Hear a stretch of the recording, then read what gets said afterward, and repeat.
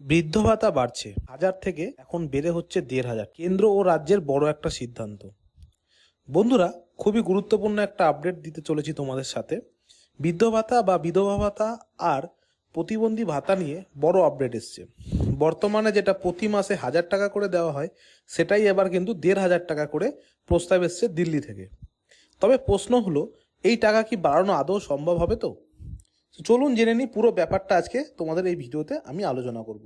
আর ভিডিওটা যদি ভালো লেগে থাকে অবশ্যই চ্যানেলটা লাইক করবেন এবং চ্যানেলটা সাবস্ক্রাইব করবেন এবং বন্ধুদের সাথে শেয়ার করতে কিন্তু ভুলবেন না। তো কেন্দ্র সরকারের তরফ থেকে রাজ্যকে জানানো হয়েছে যে 60 থেকে 79 বছরের বৃদ্ধদের জন্য কেন্দ্র এখন 200 টাকা করে দেয় আর রাজ্য দেয় 800 টাকা, যার ফলে মোট হয় 1000 টাকা করে তারা ভাতা পান।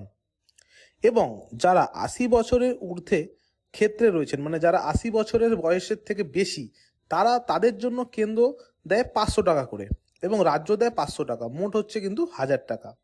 কিন্তু নতুন প্রস্তাবটি অনুযায়ী কেন্দ্র সরকার এই ভাতা বাড়িয়ে 600 টাকা করতে চায় এবং রাজ্যকে বাকি 900 টাকা দিতে হবে, যার ফলে মোট হবে কিন্তু 1500 টাকা।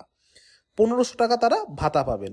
এখন মূল সমস্যা হচ্ছে, কেন্দ্র পুরো টাকাটা দেবে না, মাত্র 60% মানে 360 টাকাটা দেবে এবং বাকি টাকা দিতে হবে রাজ্যকে। ফলে রাজ্যের ওপরে একটা বাড়তি কিন্তু চাপ পড়বে। রাজ্যের পঞ্চায়েতি মন্ত্রী প্রদীপ মজুমদার বলেছেন। তো বন্ধুরা, এখন প্রশ্ন হলো, আপনি কি চান বৃদ্ধ ভাতা, বিধবা ভাতা আর প্রতিবন্ধী ভাতার 1500 টাকা করে হোক? যদি হ্যাঁ হয় বা আপনার মতামত যেটা হবে সেটা কিন্তু কমেন্ট করতে কিন্তু জানাবেন। কমেন্ট করে আপনারা অবশ্যই জানাবেন। আর যদি ভিডিওটা ভালো লেগে থাকে অবশ্যই কিন্তু আমাদের চ্যানেলটা সাবস্ক্রাইব করবেন এবং আমাদের আপনাদের বন্ধুদের সাথে শেয়ার করতে ভুলবেন না।